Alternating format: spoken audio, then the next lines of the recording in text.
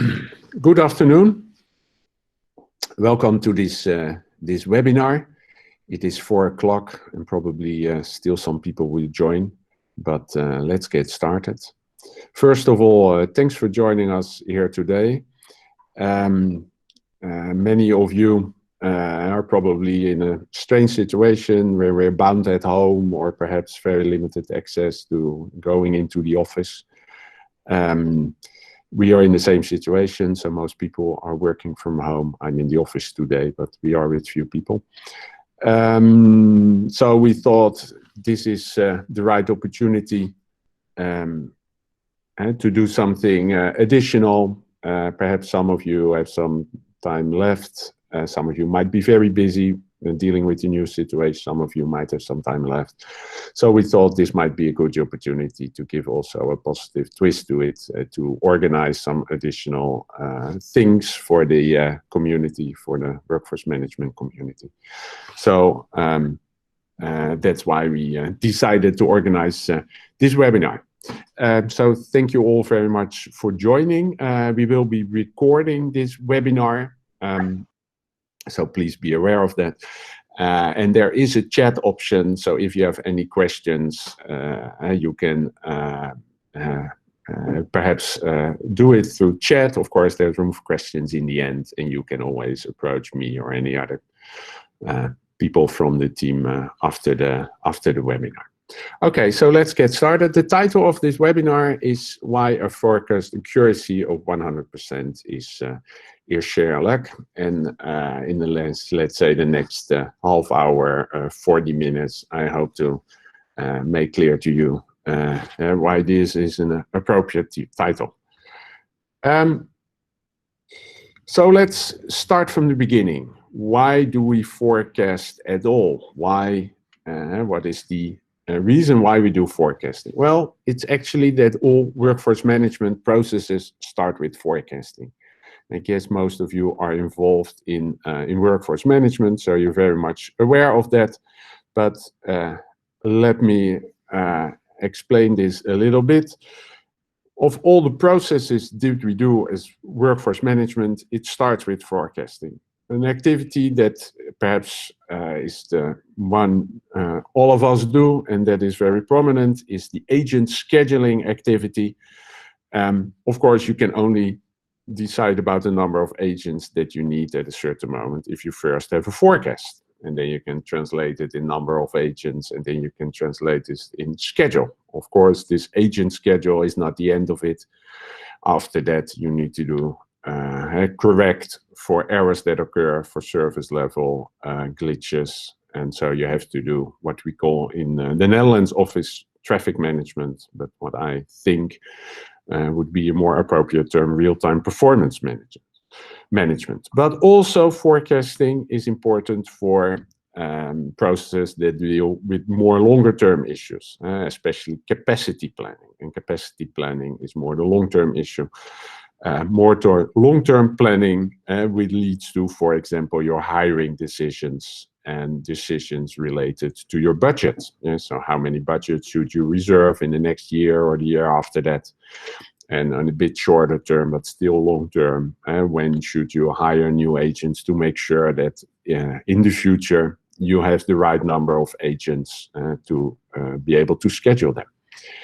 If you do not make the right forecast, if the forecast error is too big, and that will lead to problems further in the workforce management process, any of the process I just described.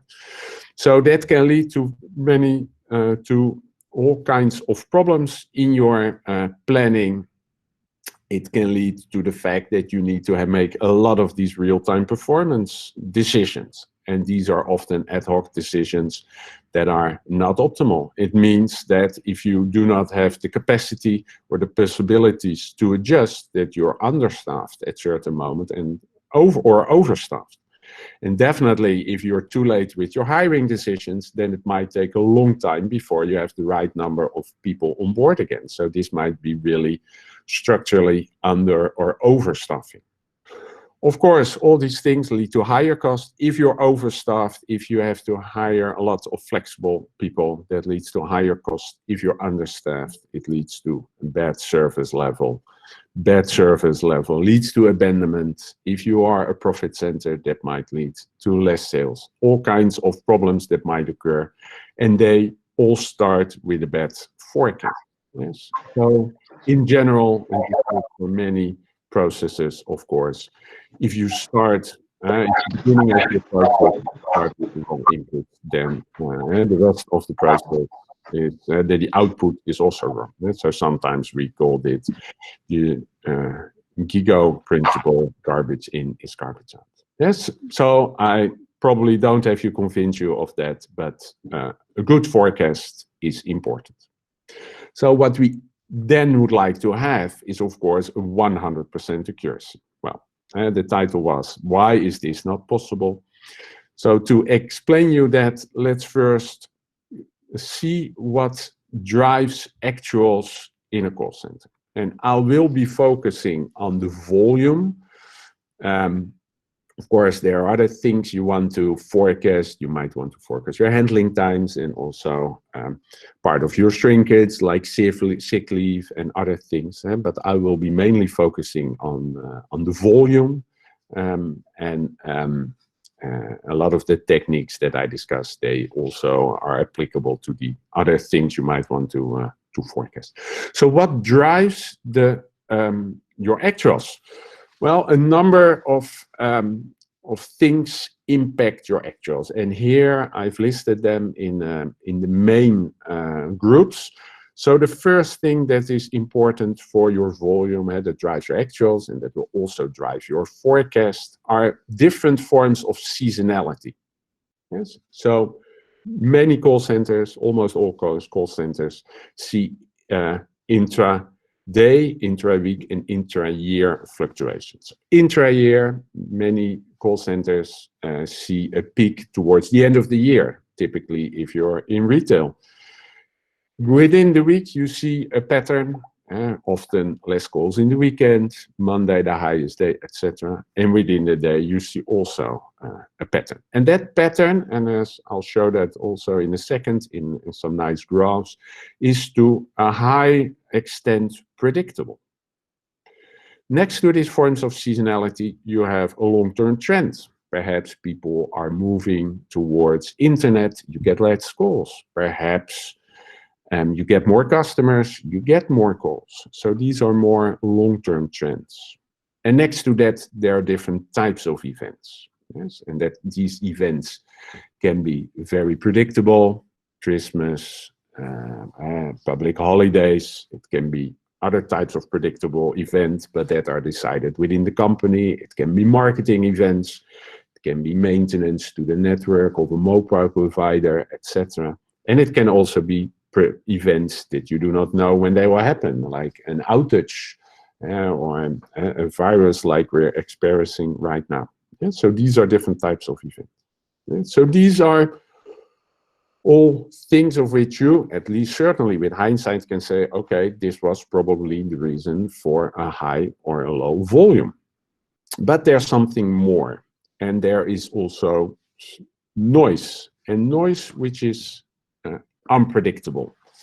Yes, and as I said, most of these things can be predicted, like the seasonality and definitely the repeating events. Short-term trends can predict it as well. Long-term trend is a lot harder. Yes, but certainly on the short term, by its own definition, trend doesn't change much in the short term. But the noise, that's something different. And what I want to dive into right now with you is to really understand what the noise is. Yes. And let's first have a look at the noise. And what you see here is long-term volume in a call center.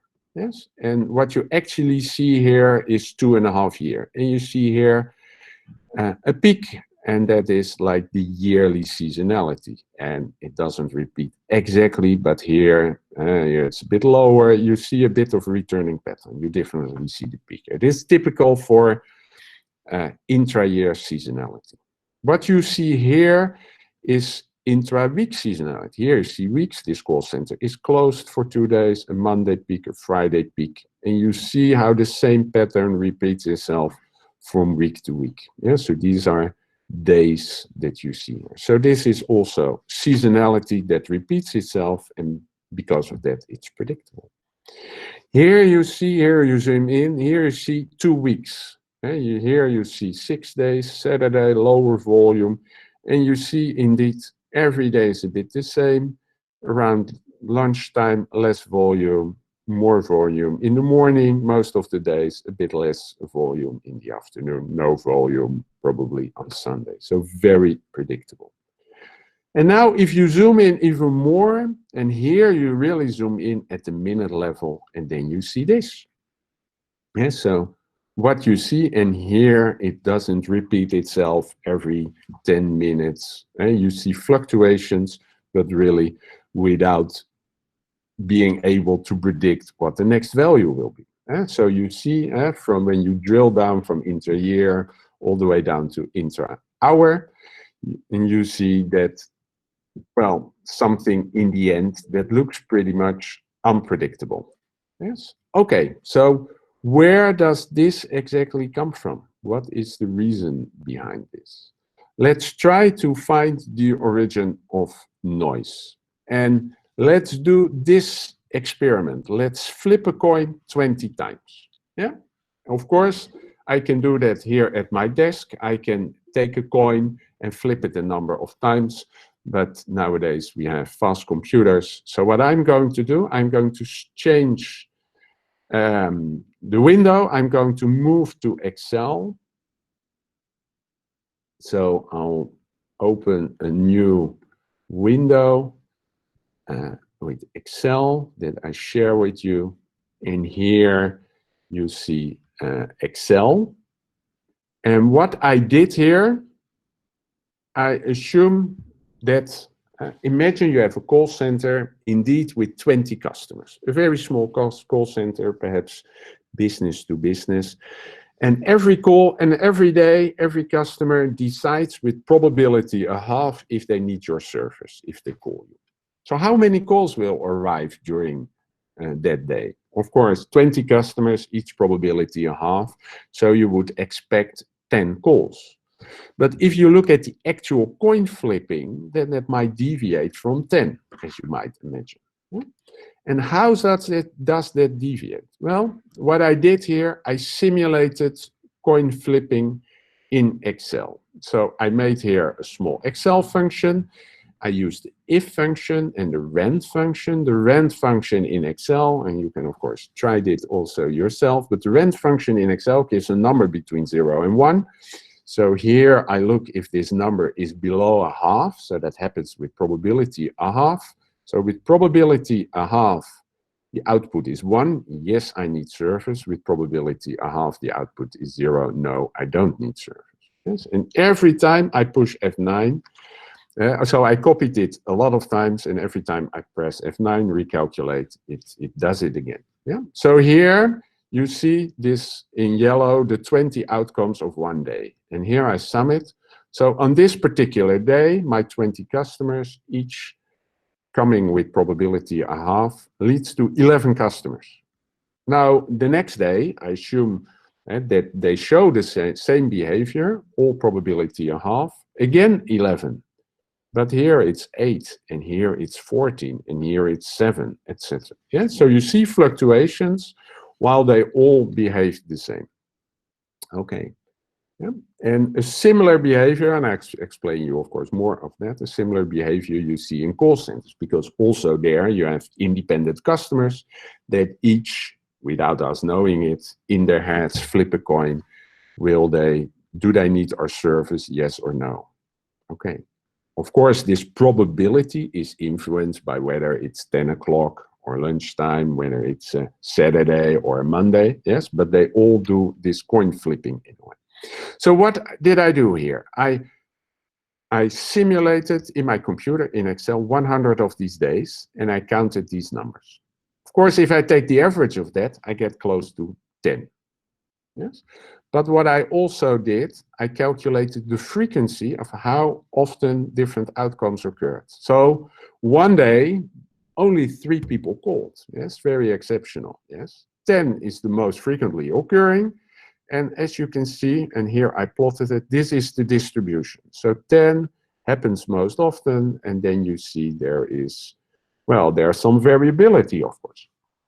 Okay, so this is typical also for call arrivals, and this explains this behavior that when you look from minute to minute, and I'm going back to PowerPoint, so I move the screen.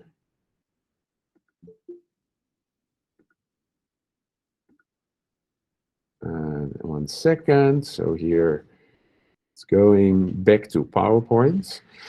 So what you just saw is something like this. Yeah, this is a histogram. I did more than 100 experiments. Here I did like 10,000 experiments. But here you see a histogram of the variability ranging from 1 all the way to 20 or 19. What happens if you flip a coin 20 times? Yes. So this is a type of a distribution. Now, in most call centers, you don't have 20 customers. Perhaps you have 2 million possible customers. Yes, and then of course, luckily, they do not all call with probability a half. Then you would have an extremely high volume. But they all have a very small probability of calling. Yes, and if you multiply these two numbers, you get again to 10. Yes, and what you see is a distribution like that. It looks pretty much like that. It's a bit flatter, but this is the typical behavior you see in a call center. Yes, and if the figure that I just showed here, yes, if the average here is 10, and you look at how often the different outcomes occur, then they really behave this way. And of course, mathematicians study this type of behavior, also this type of behavior. Yes, and this is what we call a binomial distribution. Perhaps you remember it from a statistics class or perhaps from high school. This here is something we call the Poisson distribution. Yes? So this Poisson distribution is typical for a high number of calls, a high number of customers, and all having a small probability of calling. And that's also what you observe in a call center. Yes? And if you look at really the minute-to-minute number of calls, or even the 10 seconds to 10 seconds, and you look at the number of arrivals per such a small interval, then, and you put them in a histogram, then you see something like this. Okay, so what can we do with it? How does it help us? Well, as we saw, it is like number of people, and they all call independently. Of course, if a certain customer calls, there might be, they might have the same reason for calling, yes, because it's Monday morning, because you send out a mailing, then the forecast is higher, but they still all decide independently. And this Poisson noise is, let's say, the unexplained part of the volume, and that is and the explained part, we saw, has to do with seasonality, trend, events. But there is always a certain unexplained part, and that is this Poisson noise. Yeah. It was, well, discovered, or how you want to call it. It was first formulated by a French mathematician, Poisson, and he did that around 1800. Of course, at the time there were no call centers, but he looked at numbers of arrivals at courts in Paris, and he observed also fluctuations, and he tried to explain that, and he came up with what we nowadays call the Poisson distribution. And it quantifies noise. And here I made another graph. Here I took as average 3. On the previous graph, the average was 10. As you can see, it's not really symmetric as the 10 look like. But what you can do, and what mathematicians learn to do, is put these percentages to it. Yeah? So you can say, okay, if your forecast is 3, then in 22, for let's say a 15-minute interval, for perhaps a small line, or during the night, then In 22% of the cases, you indeed get these 3 calls, but it's equally likely that you get only 2 calls, and with 5% you get 0 calls, etc. Yeah, so this is what we call a distribution, here used based on this Poisson distribution. Okay, so now of course it's important if you want to quantify the forecasting error, yes, because you make a forecast for next week, you wait a week, and then you can say, okay, now I have a certain forecasting error, and then you want to know, okay, what is noise and what is really my error in perhaps understanding events or understanding seasonality, all the other parts that make up your volume. Yes, and before we can say something about that, we have to decide how we want to measure forecasting errors, how we want to measure accuracy. Yes, so what I'm going to do now in this slide, I'm going to talk about ways of measuring accuracy. Yes? Now, so you have to make the comparison between, on the one hand, your forecast, and on the other hand, the actual that you have. Yes? And you have measured that over multiple periods. For example, you look at a day, and you have the actual and your forecast for every 50-minute interval. Or perhaps you have data of a month, and for every day, you have, again, forecast and actual. Yes? So for all these observations, you can measure the error. Yes? And usually we define the error as the forecast minus the actual. So here is an example. You forecasted over these 3 intervals 100, but the actuals were actually 80, exactly 100 and 110. So your errors in this case, your errors were then, of course, 20, 0, and minus 10. Yes? Okay. However, you want to say something, and you want to reduce these errors. You can, of course, communicate these 3 numbers, or if you have a month, these 30 numbers, or you can communicate all these numbers. But somehow you want to reduce that to a single number, something like my overall daily forecasting error over March was 5%. Yes? So the question is, how can we reduce these different errors to a single number? And there are different ways for it. Of course, one thing we could do is we could sum up all the errors. Yes, and some people do that, and that kind of flattens the situation.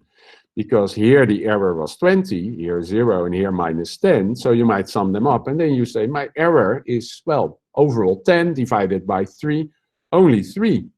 But then you kind of compensate a positive error by a negative error. Yes, well, you were measuring these 3 days, for example, because it really hurts you when you're wrong here and when you're wrong here. You cannot compensate one error with the other because you cannot shift right away the agents from day 1 to day 3. Yes, so you shouldn't compensate one or error by the other.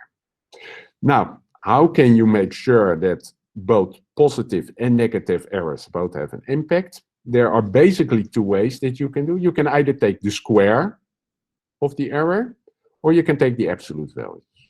Yes, and so here are the squares of the errors. So 20 squared is 400, minus 10 squared is 10, or the absolute values, and you take away the minus sign if there's one. Mathematicians love squares. Yes, but the problem with squares is they're hard to interpret. Then you get things like, mathematicians use that a lot, the root mean square error of this forecast is, well, if you do the calculation, let's not go into the details, but the mathematicians among you will understand that is 12.9. But in practice, it's hard to interpret. What does it mean? And how does it compare to the forecast level? Yes. So what I prefer, and what we see that many people in course centers prefer, they prefer to have some measure that is relative to the size of the forecast. Something we have a forecasting error of 5% instead of some number. Yes. And the solution for that we most of the time use, and there are multiple reasons for that. I won't go into all the details of the WAPE and why we think it is good to use. But another time we can go into that, or you can, we have some details in our training. But the definition of the WAPE, yes, there are multiple definitions. The easiest way to calculate this is simply to sum up the absolute errors here, as you can see here, and then divide by the total volume. Yes, so here it is 20 plus 0 plus 10 divided by 80 plus 100 plus 110. So that's a WAPE of 10.3%. Yes, so that gives you a way, and we think the best way to measure, to evaluate forecast.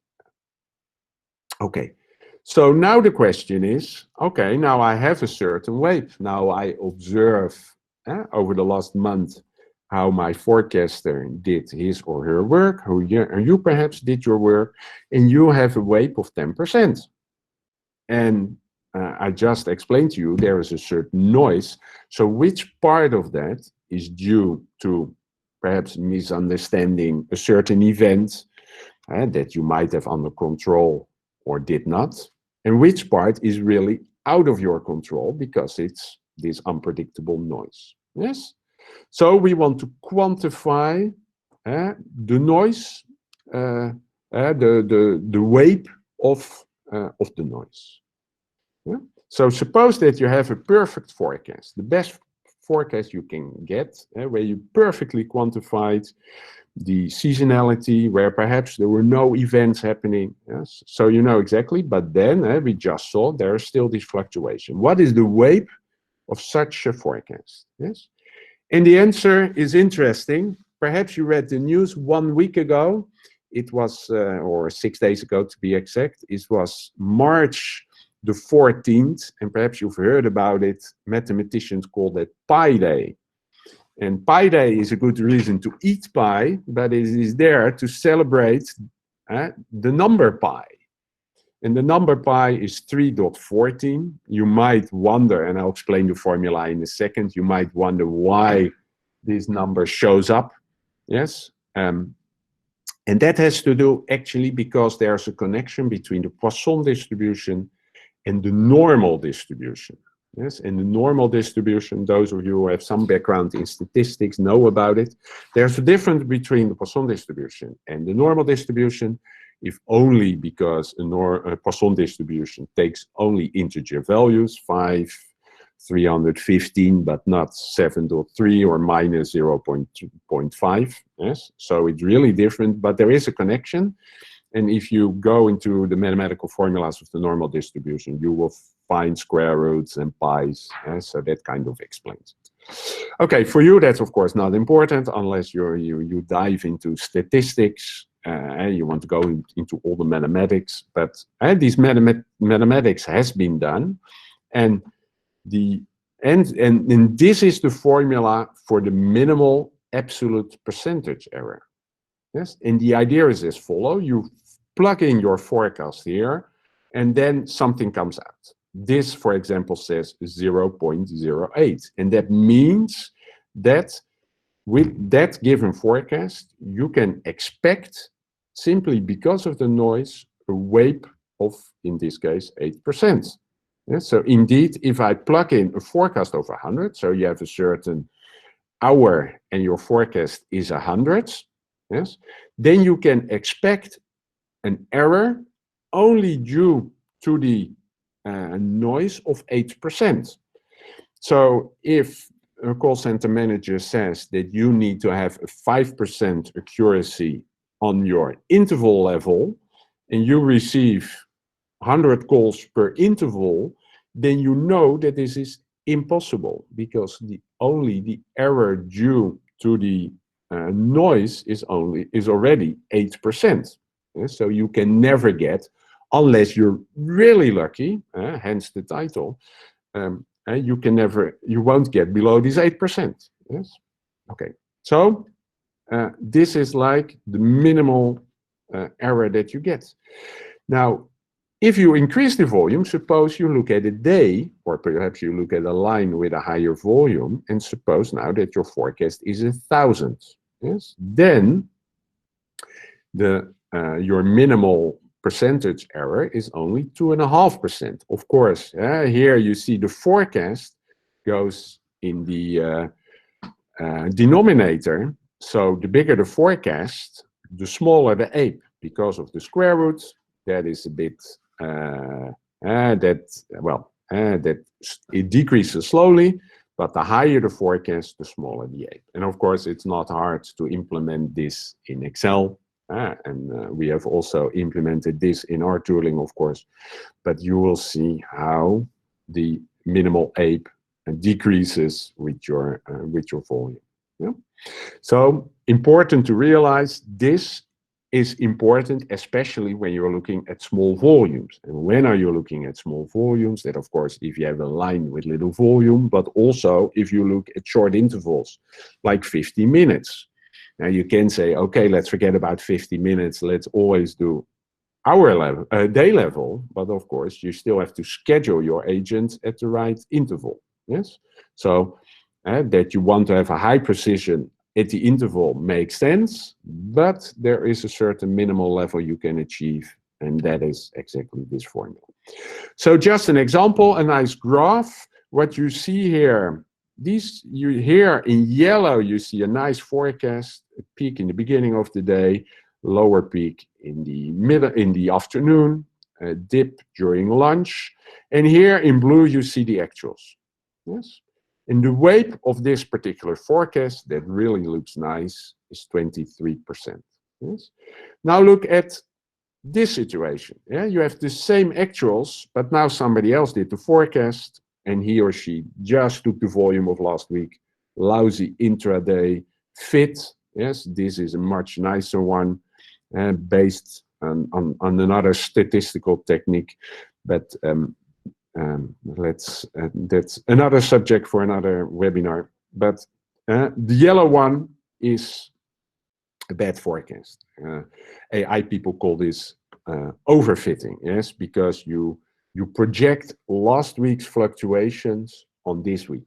Yeah, this is what quite often happens in call centers if you do not take the wrong intraday profile methods. Yes, and here the weight is 36%. Now the question is, what is the minimal achievable weight?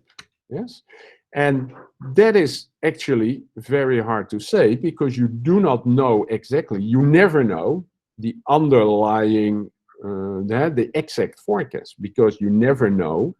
Also, because of the fluctuation, what exactly is the impact of the intraday pattern? What exactly is the trend, etc. Yeah, so you're never 100% sure. One of the things about this noise and all the different components, and one of the hard things about forecasting, is that you can never tell.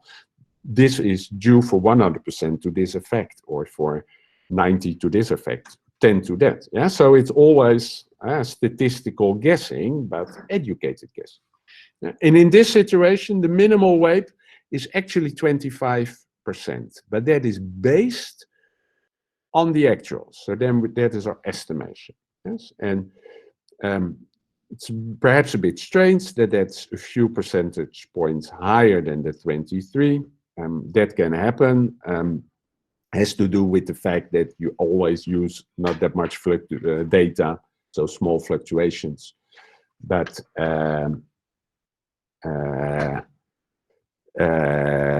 this has to do with, well, with actually, if you take more data, you will get closer to this. And if you would take another day, perhaps this would 27. So here you see, by the way, the importance of having a smooth forecast. Yes, because thanks to that, your accuracy is higher. Yes, so having a smooth intraday forecast is important if you want to have reliable intraday forecast and staffing, of course. Okay, so what are the consequences of all this? Yes, and so what I've shown you here, this is the main part of how to quantify this noise, and I hope I made it clear to you that that if you have the exact volume, that is really luck. Yeah.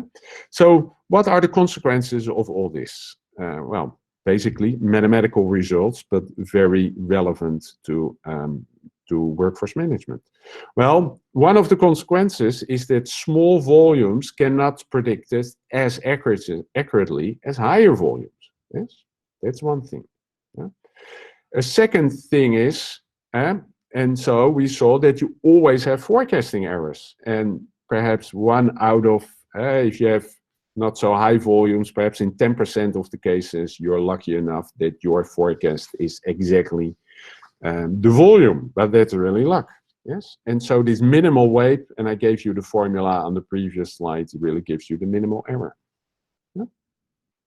Because this plays especially a role for small volumes, this is most relevant for the interlevel forecast. Yes, and as I already said, when we looked at these nice intraday patterns, you need some smart method for this intraday forecasting, yes, to make it nicely smooth, and to get it accurate. And we have there's some statistical methods that we've implemented, which is based on splines. Yes, here, and I wiped out the name of the person, but a few already quite some time ago at LinkedIn, I saw a post of somebody who said you should, and he had a nice slogan. He said you should strive for 5 at all levels. So at most a 5% accuracy level at the interval level. Yeah? And of course, it's nice if you have a general rule of thumb that holds for all situations. Yes. However, I hope I convince you that at the interval level, unless you have a really very high volumes, but at the interval level, it's impossible to strive for 5. Yes. So strive for 5 is infeasible. And sometimes, if you have a very regular volume and you look at, say, day level, then perhaps you can. Then sometimes you can then better than a 5% weight, but really saying in all cases 5% is infeasible. Yeah? What is also important to realize is that if your volume fluctuates, yes, and it's hard to predict, then, well, you use your volume to make to predict the service level for a given number of agents. So then, of course, the service level that you achieve during a 50-minute interval becomes also hard to predict. Yeah? So it also means, because your actuals fluctuate, it also means that your service level fluctuates. Yes. So next week I will say more about that. Yes, but if you move from forecast to service level, then you also have to do with the fluctuations. Yeah? So to calculate service levels, we often use one of the Erlang modules, or we sometimes use simulations. I'll tell more about that next week. They take the Poisson fluctuations as input, and although Erlang might give you, say, 80% service level, you will see in any given interval also fluctuations that can go from 0 to 100 actually. Yes, so these fluctuations are propagated throughout the whole process. Yeah, and if you are interested in more details in the Erlang calculations, here on our website you can find tooling to download. To try out calculations and also to download them. Okay, I'm going towards the end of this webinar. I hope I convince you of the importance of these fluctuations and that it can, especially at the interval level, important consequence. I hope I gave you some insight in how fluctuations come into existence. If you want to learn more about the background of workforce management, certainly in this time where many of us are forced to stay at home, we developed online trainings, which can be found at this website here. So there are online trainings on all kinds of different aspects of workforce management, not just forecasting, but also scheduling. Of course, you can do that at your own time and place, and also, of course, from home. And there are people here at CCmath that can help you support with that, answer questions. So it's really a hybrid form of education where you do a lot of things online, but you can ask for questions and everything. The pictures I showed you, some of the pictures, they actually come from our forecasting tool. And I want to say a few words about that. So all these methods and the algorithms we developed, we put these into our in a tool. We developed our own algorithms, and at some point we developed also an online, a cloud-based call center forecasting tool in which all these methods are implemented. Yes, and what we see always is that many people still use Excel for forecasting, and we see that we consistently outperform Excel. And what's perhaps equally important is that we have some use cases where people spend way less time on forecasting simply because there's a tool in which you can forecast many numbers of lines in parallel with one push of a button. Okay, I would like to stop here. I'm open for questions. I see a lot of questions to the chat, so I'm moving towards the chat. Before going into the questions, we will send an announcement for next week's webinar. We want to continue with these webinars as long as most of us are homebound. And let me go through the list of questions and see what questions there are. The first question from Lucas, thank you for your questions. For MAPE, actually there is MAPE and WAPE. MAPE, I didn't go into the details why we use WAPE. MAPE has the problem that small intervals, for example, during the night, they really have a big impact on your performance. So if you have big differences in volume, then MAPE gives you, well, doesn't tell you the real story. It kind of puts, well, it magnifies the effects at the low volume periods. But yes, the assumption, the Poisson assumption, it's yes. So this error that I showed you, this formula, it's based on this normal distribution, but it definitely holds for less than 30.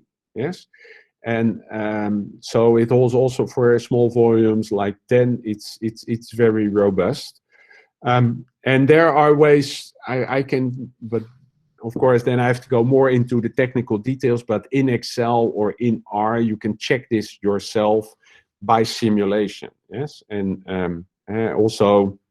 Again, I mean, I had to pick one subject to talk half an hour on, but it definitely holds, and I could easily show you proof of that where you can do it yourself by simulation.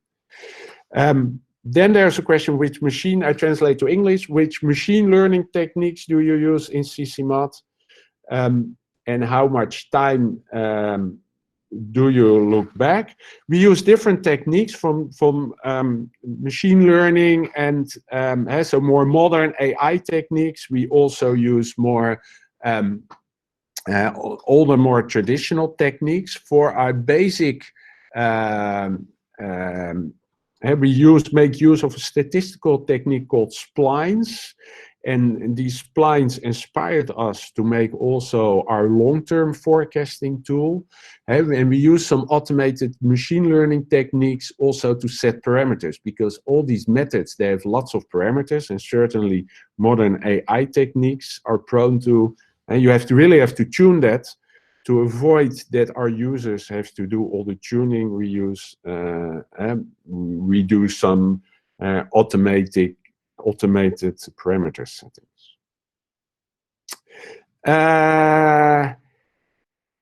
Then there's a question: are the algorithms also available to embed through Python?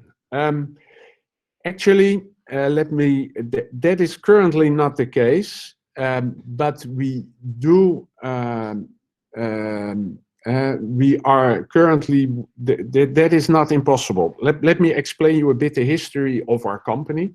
We started off at a real algorithms company, and at the time we had a forecasting tool in Excel, where you had an Excel add-in where you could call our algorithms. That still is what we have for the Erlang add-in. So there you can put it in Excel, and we also ourselves work a lot with R and Python, but we never had a customer who said, okay, I need Excel, I need Erlang for R or Python. We could easily do that. But we, because forecasting requires a lot of input, we really saw that part of the demand is also in handling the data. So therefore, we developed this cloud-based tool that does everything, and that also helps you simplifies the handling of the data, which really becomes very difficult in Excel, where people have for every line a separate Excel sheet, lots of different Excel sheets that they have to update every week. So all that is automated, and there's a lot of time saving going into that. We do work with a number of parties. We are setting up collaborations with different parties that offer call center solutions where we integrate where we integrate our tooling, and then you can say that we just deliver the algorithm. So there are definitely possibilities, and also in our tooling, the code is really separated, the front end from the back end from the algorithm. So that's definitely a possibility. Oh, I see another question. Does the tool developed by CCmath need modelization? No, we have developed, we do use in some of our tooling, but that is more has to do with our scheduling tooling. We do use simulation in a number of tools, and as you might know, the Erlang models are really appropriate for a single skill, but if you move to multi-skills, or if you want to mix with multiple channels, then you really have to move to other types of algorithms, and simulation is the most logical one, and we do use simulation next to some other clever approximations. We developed our own simulation tooling. There is out there a lot of simulation tooling and environments, but we found that it was too slow for our goals, because we want to do optimization around the simulation. We want to simulate many different schedules, for examples. And for that, we need really very fast software. So we are very much specialized in creating a very fast simulation software that takes about 1 microsecond per customer to evaluate in our simulations. And that makes sure that in a couple of milliseconds we can simulate even weeks of a call center. And that is really what we need to analyze different schedules.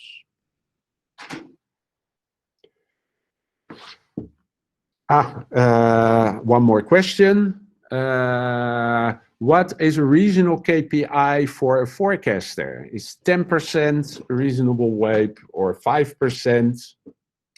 What we see is that it fluctuates. Yeah, you should always calculate the minimal WAPE, and I guess that you should add 5% to that, but it really depends on the customer. We see customers which have really very regular volumes, and if you have regular volumes, then sometimes on top of your minimal WAPE, and then if you look at, say, daily volumes, it might be really low. Then sometimes you get as low as 2 or 3%, but you have other call centers that simply, even on a daily level, they cannot get below 10 or 12%. So it really depends on the situation, what you can get. So, of course, but perhaps I'm too much of a mathematician for that, who looks always for the consultants, they sometimes like to come up with a simple rule of thumb to make things simpler, but sometimes things aren't that simple. And unfortunately, forecasting is really a difficult job, and it's for that reason hard to say what is reasonable. But I would say 5% plus your noise, what I just gave you, and again, if you look at, say, daily level, then that might just be 1 or 2% is often a good choice. Yeah, another question, and I think somebody also already asked you, how much data do you need? And that is a difficult one. Yeah, of course, if you want to come up with intraday volumes, this spline method, we see that it even works if you have one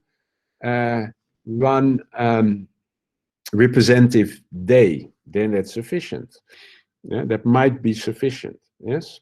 On the other hand, if you want to estimate intra-year volume, many call centers have a strong intra-year pattern, then you need multiple years of data to estimate that. Yeah? At least a bit more than a year.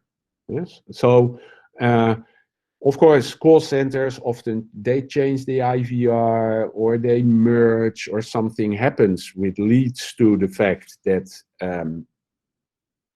you do not perhaps have a year of data, but quite often you can get. You see, for example, an event that changes things, for example, an IVR change, and then there is some way to reconstruct your old data, yes, to kind of do as if this event happened earlier. Yeah? So there are very often ways to get more than, even if people say, oh, we only have half a year of data, quite often it's possible to get all the patterns.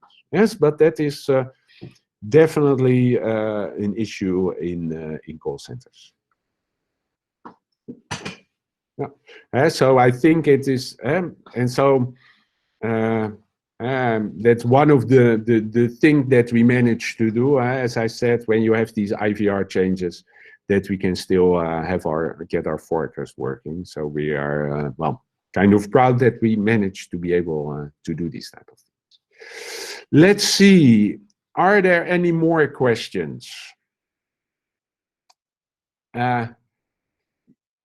If not, I would like to thank you all for your presence. I hope this has been useful and to you, and that you've learned something about forecasting. As I said, we will be doing this for the next couple of weeks. We'll try to do this every week. So please put it in your agenda. But of course, we will send you an announcement. And as I said, next week we're going to look at the next step, and that is Erlang C and Erlang X. As you, many of you have heard or are even using Erlang C, we think it has some flaws, and I hope to convince you of that next week. Thanks again for attending. If there's any questions, you can leave us an email or a message, and I hope to see you next week and keep up the good spirit while working from home. Bye-bye.